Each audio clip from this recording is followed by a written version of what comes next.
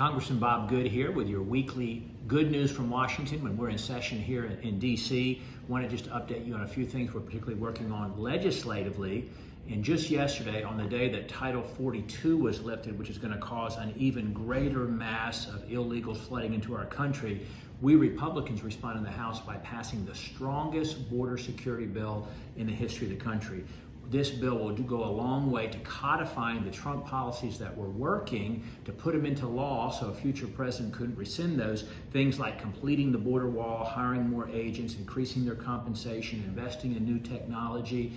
providing resources for state and local law enforcement to support border security, and also just requiring more transparency and accountability for what has been a really derelict Department of Homeland Security. I also this week introduced a Congressional Review Act resolution that would undo the Biden administration's efforts to discriminate against religious organizations as they apply for federal contracts, and we're trying to protect those as the Trump administration protected those. Congressman Chip Roy and I led a letter to the Loudoun County School Board calling for an investigation into reports that staffs and associates of school board members and county officials were orchestrating a campaign of smear attacks, harassment, intimidation against local parents simply for exercising their First Amendment rights to petition their government about their kids' education.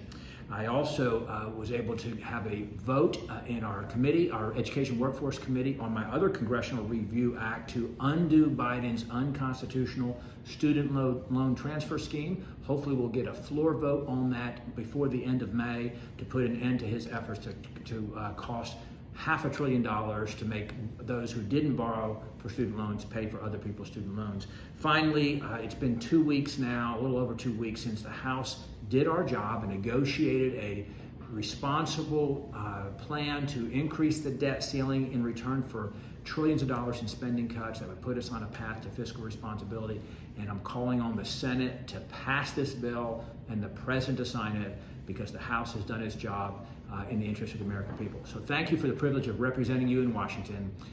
and I look forward to talking with you again.